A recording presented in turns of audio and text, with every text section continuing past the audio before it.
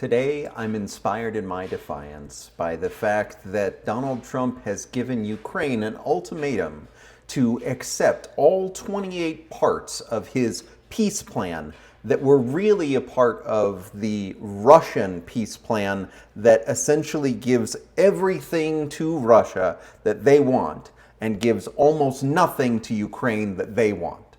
Over the weekend, Marco Rubio admitted to the plan being from Russia. It's not from the president. It's not from his inner circle. It's not from any of the diplomats that America has used in order to try and negotiate this war coming to an end. Rather, this is simply a Russian wish list that is going to have severe consequences if Ukraine is forced to accept it. I, for one, do not believe that they will accept it. I believe that there are stronger allies in Europe, and I believe that Ukraine has a lot to negotiate from. But to start with everything that Russia wants, including taking over large swaths of land, it rewards the aggressor in this war. And it certainly would reward Putin specifically. Many of the points of this plan come from the original proposal from Paul Manafort before Donald Trump was president the first time. It is insane that it has come back almost a decade later in the form of a theoretical peace plan that is not ours, yet we are still insisting that it be agreed to by the president of Ukraine. Donald Trump has set the deadline of November 27th, of Thanksgiving, for the agreement to this plan. This plan means that Ukraine would lose Crimea and the Donbas region, as well as never being able to join NATO. It is insane that this is the plan that Trump is insisting upon. The development of this plan excluded all European allies, and from Marco Rubio's statement over the weekend, it also excluded him. The threat here is that the US will completely sever ties with Ukraine and no longer support the war effort, and that is bad news for pretty much everyone.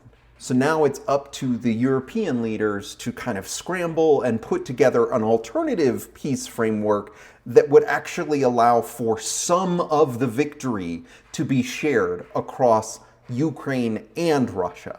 And even that feels like an enormous stretch because of how much the Trump administration is interested in just handing victory to Russia and Vladimir Putin. Ukraine should not have to surrender their sovereignty. They were not the aggressor in this war, and it is wrong to ask them to do so. The whole point of NATO is to ensure that larger and stronger countries cannot attack and take land from smaller or weaker countries.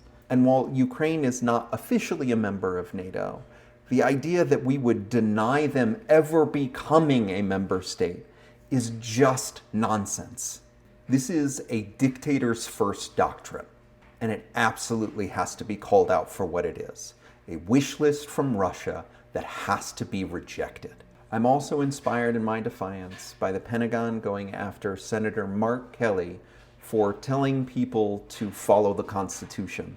The Pentagon is investigating Kelly's involvement in the creation of a video where 6 military and intelligence personnel who are elected officials, that they were advocating that people follow the code of military justice. That uniform code is something that every single military person has to follow. And the Pentagon going after an elected official, a retired Navy general, is a truly sad state of affairs. We talked about this last week, but asking people to follow the Constitution is not seditious behavior. It is not treason. It is not fomenting an insurrection. It is simply reminding people of their oath. And if the President of the United States doesn't take his oath seriously, other people need to do the work of reminding us all what that means. The Pentagon has no business in going after him and should immediately shut down the investigation. Or they should continue the investigation and understand that there is nothing to stand on. When you are asking people to follow the uniform code of military justice, you're doing the right thing. And anyone who says otherwise is not interested in the rule of law. And finally, I'm inspired in my reality today by the fact that the charges against James Comey and Letitia James have finally been dropped because the person who brought them was not legally allowed to bring those charges. A federal judge has ruled that the appointment of Lindsay Halligan, a former personal defense attorney for Donald Trump, was illegal. She had no prosecution expertise, and she was not lawfully appointed through the correct process. There were also huge issues with both cases, and they were likely not going to stand up for other reasons, but it was clear that this person should not be bringing charges because she doesn't have the authority to do so. The former U.S. attorneys, the ones who were forced out before Lindsay Halligan was installed, they did not bring charges because there was not enough of a case in order to make those charges stick. But because Donald Trump wanted these charges to go forward, he installed a puppet and he insisted that they charge both James Comey and Letitia James because they are his theoretical political opponents. But that isn't how the court system is supposed to work. That isn't justice. As I continually say, the Justice Department doesn't work for Donald Trump. And even though he insists that they should, but every time he insists they go after one of his political opponents, the cases fall apart. And there is a single reason why that is. And it's because they are very bad at their jobs. Nepotism and cronyism are not expertise. There is no reason that she should have been a U.S. attorney.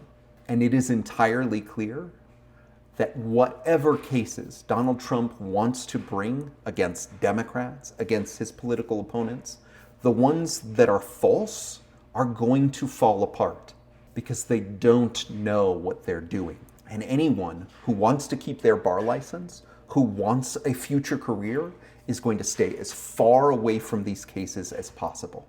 And anyone who just wants to please Donald Trump is going to lose their bar license, and they are going to lose the possibility of having a future career. If you've made it this far in the video, clearly you found something you liked or possibly hated enough to make it all the way through to the end. Why don't you leave a comment down below and I'll be sure to reply. If you'd like to like the video or subscribe to the channel, that's great too.